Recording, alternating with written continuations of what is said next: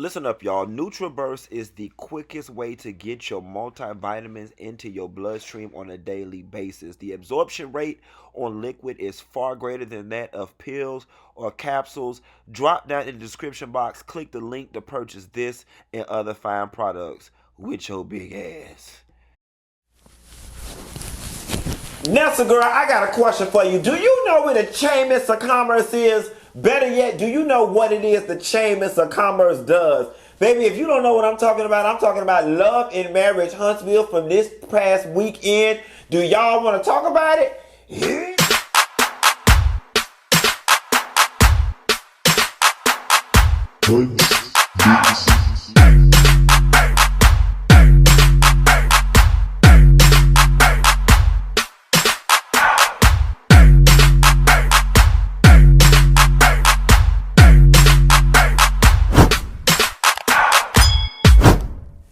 Nessa girl, I know my background look a little funny. My sister house sat my house while I was out of town and Isaac was here. He got into my studio and was turning all the knobs on my green screen, and now some of the screws are missing and I need to buy another one. I did buy another one off of Amazon. It'll be here on Thursday, so y'all just gonna have to work with this grass wall and this white wall until it get here, because I ain't putting up no fabric and making no damn adjustments. It just is what it is. Get into it. Better yet, I could barely afford the damn green screen. I wonder if I can go down to the Chambers of Commerce and they can point me in the direction of some resources that can help me out, because I'm a minority woman-owned business. Nevertheless, Love and Marriage Huntsville from this past weekend, baby. This episode fell a little flat, but it did give us a few things to talk about. So the episode opens up with Kimmy being stranded, left at the damn table, and Kiowa and Monster's bonus dad walks in. You know, this scene was so awkward for me because you already know the tension between Kiowa and Kimmy, right? And Kimmy was not featuring it, but she handled herself well. Kiowa walked in, she gave Kimmy a little half-ass hug or whatever. I said, all right, here we go, or whatever the case may be. But then they began talking and things luckily got better towards the end. Now I want to tell you something. You know, I love Kimmy's approach. She kept saying Maurice said, Maurice wanted, and she engaged the stepfather a lot, which was her best course of action, because quiet as it's kept, with the tension that already exists in between them, I honestly would have felt some type of way if I was Kiowa and it was some bitch sitting at the table that was not my child's biological parent talking about my child and telling me what's going on. Like that just, Maurice just really puts Kimmy in very sticky situations to make Kiowa continue to feel some type of way. But I love that by the end of the conversation, Kiowa was smiling. And she was like, you know, I'm glad we on the same page, because when I asked him did he clean his room and he said yes, I'm going to let him know I got Kimmy's phone number and I can call Kimmy direct and get the tea on what's going on. I like that, because that's ultimately where they need to be as co-parents. Destiny and Tisha go down to the car dealership looking for a work truck and a hot girl summer car. And Destiny reveals to Tisha that she was no longer married. You know what I'm saying? I don't know why Destiny don't just go ahead and send out an email or a group text. Because this whole dropping it one by one, and I get it, it's her business to tell. It ain't nobody else's business to tell, but it's just hard for me to believe that everybody didn't already know. It's just hard for me to believe everybody didn't already know. Or especially after the first person found out that the text and the phone calls didn't go around, or one of the guys didn't tell Marceau and Marceau told Tisha. But hey, this what you showing us on the TV. We just gonna play along with it. Okay, girl. So Melody calls while they're at the car dealership, and Destiny asks her, is Tiffany going to be at the event that she's having? And rightfully so. Tiffany came into the picture all wrong. Melody says yes, hangs up the phone, and Destiny begins to fill Tisha in on what was going on with the situation. Now, what I love about Destiny is I pick up the same energy from Destiny that I picked up from Robin when Housewives of Potomac first started. They were very real, they were very logical, they were very rational, and they both remained to be all of those things to this day. Robin's just a follower, but she is still very logical and very rational and can see through a lot of bullshit. I like Destiny because Destiny don't put extra stank on it. Like she told the circumstance in the scene just how it happened. She didn't put no extra dip on her chip, and I respect her for that. So she had to fill Tisha in on what it is that was going on. So then we get to this scene where Marceau gets ambushed into therapy. Now, I will say this. I will say, you know, I was so perturbed and bothered by Martell when he was going to Dr. Francis that my vision was a little cloudy at Dr. Francis's approach. I think as a psychologist, Dr. Francis, seeing that Marceau was already very apprehensive and skeptical about the whole thing, that he should have had a softer touch, especially if he wanted to build a insurance again for a third, fourth, and fifth session. I could see how Marceau could have left that therapy session feeling like the counselor was slightly biased or had it out for him. But I'll also say this. Marceau is so damn chauvinistic that it's just disgusting at this point. It's like Marceau ain't even trying to hear what Tisha got to say. He ain't even trying to hear what Dr. Francis got to say. He has made up in his mind that in his world, the way he's living it is right, and everybody else is going to have to fall in line. Now listen, if that works for Tisha, then let it work for Tisha. If it don't work for Tisha, then Tisha's going to have to make a modification within Tisha and Tisha's situation. But expecting Marceau to change at this point, it just don't look like it's going to happen. Not with the help of Dr. Francis, not with the help of Miss Wanda, not with the help of the friend group, not with the help of the 30 girlfriends, not with the help of the side baby, not with the help of nothing but the Lord. And the Lord is busy in Afghanistan and in Haiti right now, dealing with the 7.5 earthquake people. Did y'all know that the earthquakes only go up to 9 on a Richter scale? So a 7.5 is like really huge. Another video for another day. But I just wanted y'all to know that. You need to learn something. So anywho, the therapy session turned out to be quasi-successful. Like, I really did not like, I'm not going to lie to you, I didn't like the fake waving of the red flag. All right, so what do you want me to do? Okay, what day do you want? What time? I don't want no scheduled sex. I don't want no scheduled time. I don't like loving me should come natural. Loving me, you carving out time out of your schedule should come because you want it from the pits of your soul, and this, you feel a tingle in your bone marrow, not because your alarm goes off. And then on top of that, it just goes to show how absent Marceau can be at times, because if it's Thursday at 8:30, how hard is that to remember when you care? Tell me if you still care. Care for me. Let me know. I ain't even gonna go there because my throat hurt. And I gotta record another video. It's just something that feels very forced about the whole thing. And I get it, because you know, my daddy was from Mississippi.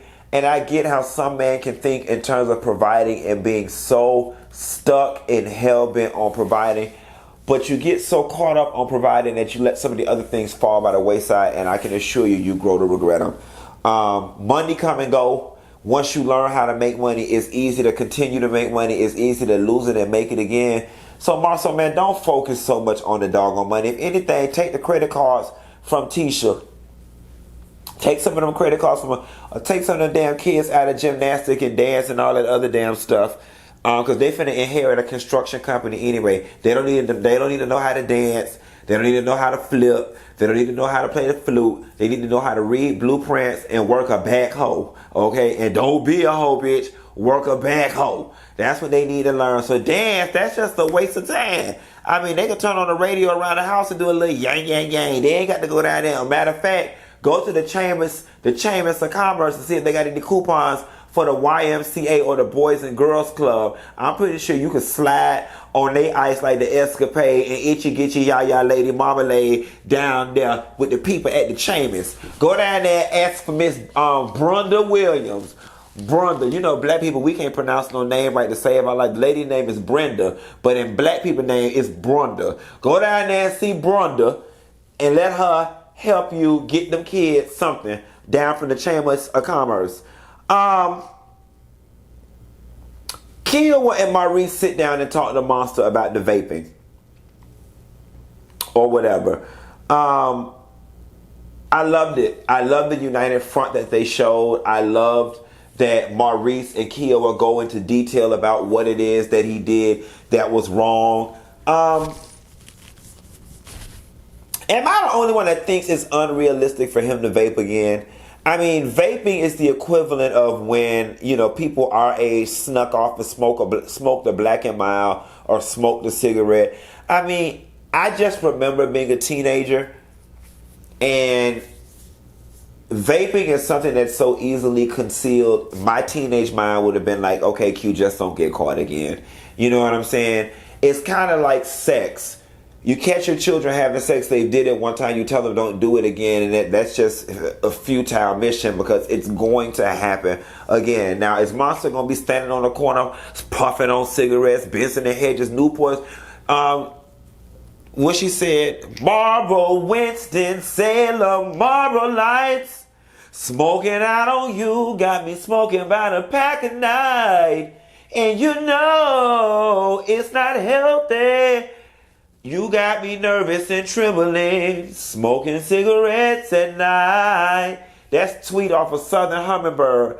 I can't cope with this, smoking cigarettes at night. Well, he's smoking them in the daytime. Ooh, Newport, there was, I said it wrong. Newport, Winston, Salem's, Marlboro Lights, they're in the country. So Benson, Hedges, Virginia, Slim Menthol Lights. Teenagers are gonna be teenagers. The thing that got me, y'all need to be less concerned about him vaping and more concerned about him telling y'all what y'all wanted to hear, which was he was gonna hunch at 24 years old. And y'all know good and goddamn well that boy ain't gonna make it to no damn 24 years old, especially if he go to a college where other black boys and black girls attend. That ain't happening. But it was cute, Monster, you attempting to tell your parents what they wanted to hear and said you wanted to have a solid marriage. Oh, he played y'all like a fiddle. I remember those days. I used to play my parents because I was so damn smart. At least I thought I was.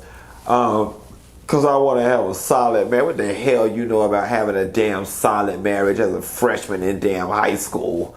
Or whatever the case may be. He did such a good job in just telling y'all what y'all wanted to hear. It was cute.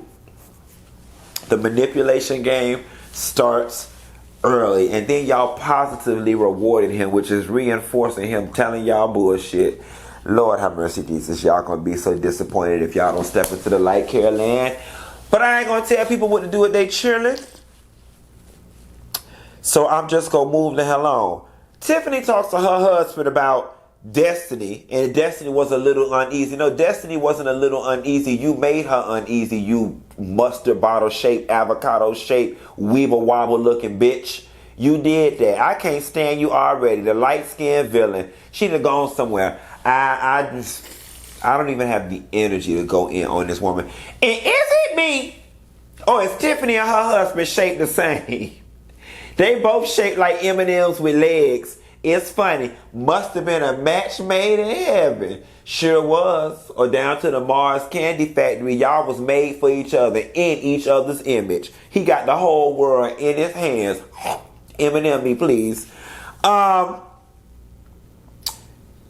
She says that she's just a blunt person. You're not blunt. You're fucking rude. And you're an agitator. And you're fully conscious of what you're doing. Anybody who's made it to your age knows that what you said would offend anybody. Telling somebody, remember when I met you and I made a mistake and thought you for your husband's mistress?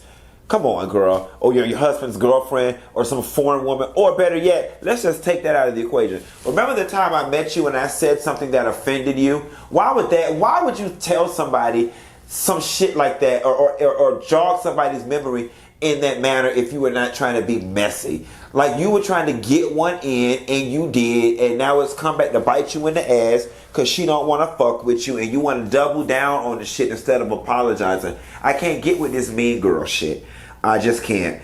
Tisha comes over to Mel's house and talks about how Destiny told her about this Tiffany chick and how she stirs the pot or whatever, and then how she got an axe to grind with Mel, and Mel said, well, she need to get here so we could talk. Tiffany gets there. Tisha messy ass says, oh, I know you from the Chambers of Commerce. This is Tiffany that's stirring the pot. And you do your Beyonce wine. Why would you do that, Tisha? Now, you basically said to Tiffany, you know, oh, you the one everybody talking about and got an issue with. So just setting the stage for more chaos and confusion. And, you know, Melody did something really ugly that I did not like. And I don't know if it was a natural occurrence or if it was her putting her producer hat on.